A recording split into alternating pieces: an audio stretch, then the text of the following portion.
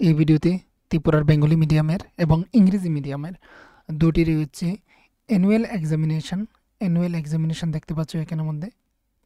এই অ্যানুয়াল এক্সামিনেশনের হচ্ছে 2022 এবং 2023-তে যে গিয়েছিল এক্সামটা, সেটার কোয়েশ্চেন পেপারটা আমি এখানের মধ্যে তোমাদেরকে রিভিউ দিচ্ছি। কেননা অনেকেই এটা খুঁজে থাকো, আর প্রত্যেককে সবসময় হচ্ছে পিডিএফ দেওয়াও সম্ভব হয় না। আর হচ্ছে কখনো কখনো হচ্ছে কেউ ফেসবুক মেসেঞ্জারে বলে থাকে, কেউ হচ্ছে আবার কখনো হোয়াটসঅ্যাপে বলে থাকে। তো কাকে আমি কোন সময় দেব? একটা সময় হচ্ছে আমি বলেছিলাম যে আমি ফেসবুক গ্রুপের মধ্যে দিয়ে থাকি, কিন্তু ফেসবুক গ্রুপের মধ্যে সবাই সেখান থেকে ডাউনলোড করতে পারে না, দেখতে পারে না। তাই এর জন্য ভাবলাম যে সেটার জন্য একটা ভিডিও দিয়ে দিই। তোমরা ভিডিওটা দেখে নিলেই তোমাদের হয়ে যাবে, এখান থেকে তোমরা বুঝতে পারবে। তাই এর জন্য, আর তারপরেও যদি কারোর প্রয়োজন হয় তাহলে তোমরা অবশ্যই হচ্ছে ফেসবুক গ্রুপটাতে গিয়ে তোমরা দেখে নিতে পারো। সেখানে সেখানে কিন্তু অ্যালবাম ওয়াইজ দেওয়া রয়েছে, সেখানে গিয়েও তোমরা পিকচার ডাউনলোড করতে পারো। কিন্তু সেটার জন্য হচ্ছে ভালোভাবে জানতে হবে কীভাবে কোথায় পাওয়া যায় সেটা। তো দেখো, প্রথমে হচ্ছে শ্রেণী। শ্রেণী হচ্ছে এখানে ষষ্ঠ শ্রেণী, ক্লাস 6, সাবজেক্ট গণিত দেখতে পাচ্ছ। সময় হচ্ছে 3 ঘন্টা, মোট নম্বর হচ্ছিল 80। এবার প্রশ্ন শুরু হচ্ছে এখান থেকে, নিচের প্রশ্নগুলোর উত্তর দাও। এখানে হচ্ছে 4 1 যা 4, 4টি থাকবে, প্রত্যেকটির জন্য এক এক করে মার্ক। প্রথমে হচ্ছে শূন্যস্থান, এইভাবে নাম্বার দেওয়া থাকে, তাকে অ্যাড করে এখানে লেখার জন্য। তো দেখে নাও, এখানে এই যে নাম্বারটা, এই নাম্বারটা অলরেডি এখানে দেওয়া রয়েছে, তাহলে প্লাস দিয়ে ওই নাম্বারটাকে ওই পাশে লিখতে হবে এখানের মধ্যে। এইভাবে রয়েছে, 3-এর সবচেয়ে ছোট গুণিতক হলো কত, সেটা এখানে দেওয়া রয়েছে, দেখে নাও।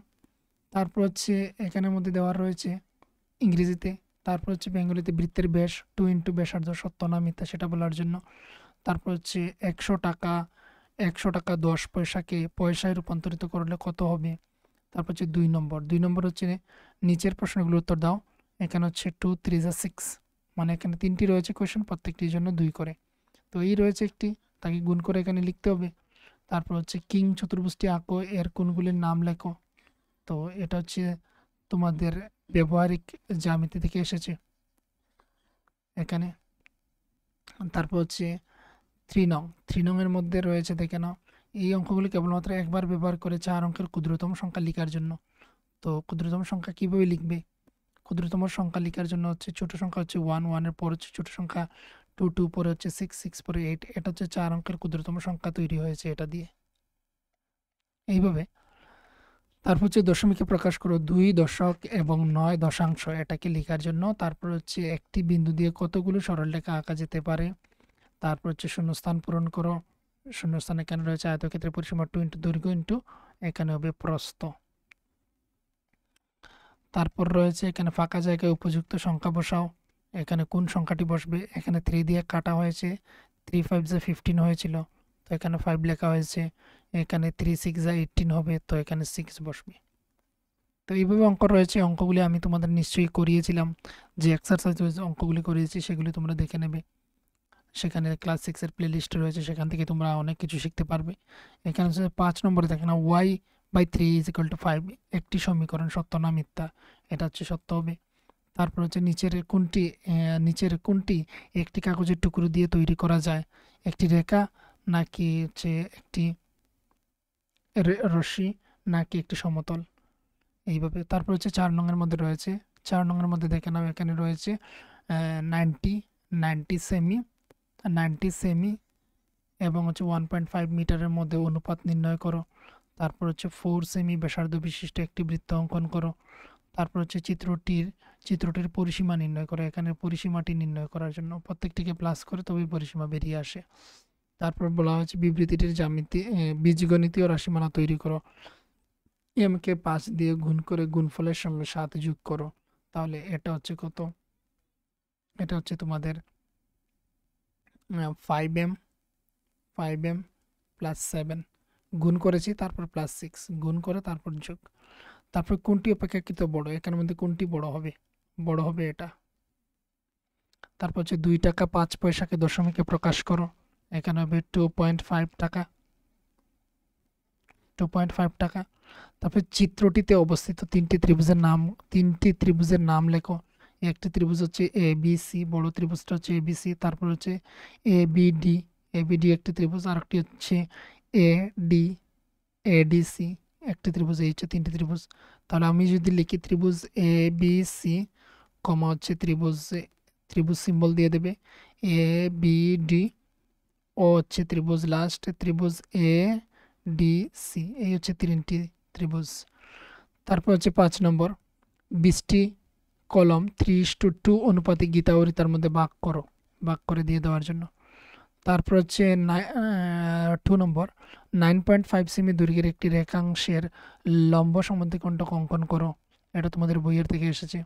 তারপর দেখো এখানের মধ্যে সারদা 45.75 টাকা দিয়ে অঙ্ক বই কিনলো, 32.6 টাকা দিয়ে বিজ্ঞান বই কিনলো, সে মোট কত খরচ করলো।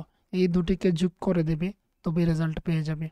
তারপর হচ্ছে পাশের ছবি থেকে চিহ্নিত করো বৃত্তের কেন্দ্র, একটি ব্যাস, একটি যা, একটি বৃত্তকলা। এগুলি আইডেন্টিফাই করার জন্য। তারপর বলা হয়েছে একটি বাস আগরতলা থেকে সাবরুমে যাচ্ছে, এর গতিবেগ ঘন্টায় y কিলোমিটার। যাত্রা শুরু থেকে 4 ঘন্টা চলার পর দেখা গেল আরও 40 কিমি পথ অতিক্রম করলে সাবরুম পৌঁছাবে।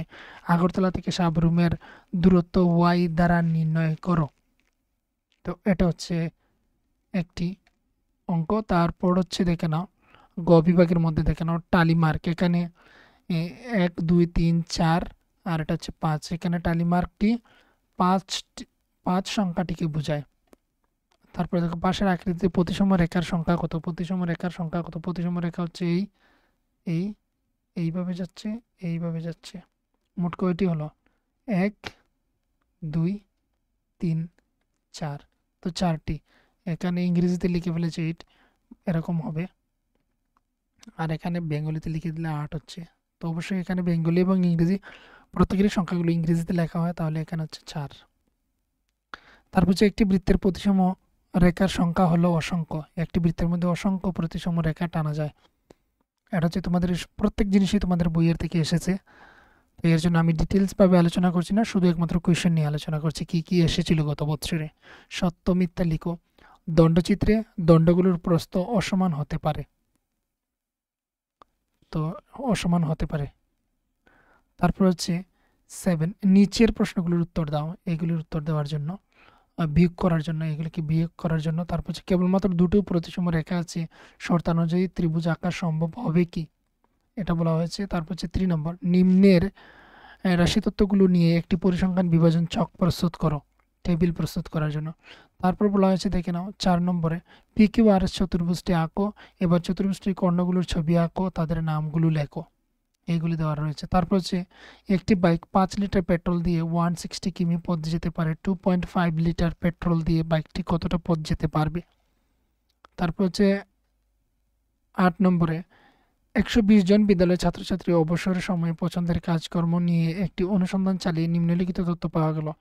1 একক দৈর্ঘ্য সমান সমান 5 জন ছাত্র এই স্কেল নিয়ে প্রদত্ত তথ্য অনুযায়ী একটি বার চিত্র অঙ্কন করো। এটা ডাটা হ্যান্ডলিং বা হচ্ছে রাশিমালা তত্ত্ব থেকে কিন্তু এটা এসেছে। তারপর হচ্ছে এখানের মধ্যে রয়েছে এটিরই একটা পার্ট, পছন্দের কাজকর্ম। খেলা করে 45 জন, গল্পের বই পড়া সেটা হচ্ছে 30 জন, আর টিভি দেখে হচ্ছে 20, গান শোনা হয় 10, আর হচ্ছে আঁকা করে 15।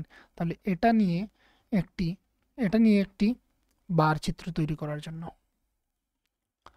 তারপর হচ্ছে নিচের ছকটি পূর্ণ করো। যেমন এখানে হচ্ছে সমবাহু ত্রিভুজ অঙ্কন করবে, প্রত্যেকটি বাহু তার সমান। প্রতিসম রেখা কতগুলি সম্ভব? 3টি। তারপর বর্গক্ষেত্র হচ্ছে এইভাবে। তার প্রতিসম রেখা কয়টি? তার প্রতিসম রেখা হচ্ছে, আমরা যদি করি এইদিকে একটি এইদিকে একটি, তো এখানে হলো 2টি, তো 2টি লিখলাম। তারপর হচ্ছে আয়তক্ষেত্র, আবার হচ্ছে এইভাবেও করা যেতে পারে, হ্যাঁ। তাহলে আরও 2টি বেড়ে গেল, 4টি হবে। আর আয়তলেখার হচ্ছে হয়তো এইদিকে আর এইদিকে, মানে হচ্ছে 2টি হবে। বৃত্তর হচ্ছে অসংখ্য হবে, অসংখ্য। তারপরে সুষম ষড়ভুজ মানে হচ্ছে তার 6টি তার বাহু হবে, এইভাবে। এবার প্রতিসম রেখা যদি এইদিকে টানি, আর যদি আমরা এই বরাবরটা টানতে পারি, আমরা হচ্ছে এই বরাবর টানতে পারি, তো এতগুলি আমরা টানতে পারি এখানের মধ্যে। তো টোটাল 1 2 3, আর তাদের মধ্যে দিকেও আমরা করতে পারি, তো এখানে কিছুটা হিজিবিজি হয়ে গিয়েছে, তোমরা সেটা করে দেখে নেবে কতগুলি হয়। কমেন্ট বক্সে তোমরা বলে দিতে পারো সুষম ষড়ভুজের কতগুলি হচ্ছে তার এই প্রতিসম রেখা, সেটা তোমরা বলে দিতে পারো। তারপর হচ্ছে দেখে নাও, একটি 140 ডিগ্রি কোণ আঁকো, একে সমান 4টি ভগ্নাংশে বিভক্ত করো। এটা আমি 14.6 এক্সারসাইজের মধ্যে করে দেখিয়ে দিয়েছিলাম, কিন্তু তোমরা ভিডিওটা দেখে নিও, কিছুদিন আগেই আমি আপলোড করেছি, সেটা দেখে নিলে এখান থেকে অনেক কিছুটা তোমরা পারবে বৃত্তের থেকে। নিচের তালিকায় একটি নির্দিষ্ট শহরের বিভিন্ন বয়সী বিভাগের মানুষের সংখ্যা দেওয়া আছে।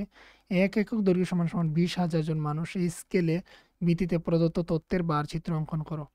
এখানে দেওয়া রয়েছে প্রশ্ন, আর তার এই হচ্ছে এখানের মধ্যে দেওয়া রয়েছে এইগুলি। এটা নিয়ে একটি তোমরা হচ্ছে বার চিত্র অঙ্কন করার জন্য বলা হয়েছে। তো এই ছিল ক্লাস 6-এর অ্যানুয়ালি 2022 এবং 2023 এর কোয়েশ্চেন পেপারটা। আমি আরও একবার স্লোলি সেটাকে স্ক্রল করে যাচ্ছি, তোমরা দেখে নিও। এই রয়েছে, আমি ধীরে ধীরে স্ক্রল করে যাচ্ছি, তোমরা দেখে নিও। যেখানে তোমাদের প্রয়োজন সেখানে তোমরা এটাকে কিছুটা স্টপ দিয়ে আর সেখান থেকে কোয়েশ্চেন দেখে নিও বা লিখে নিও কোয়েশ্চেনগুলি।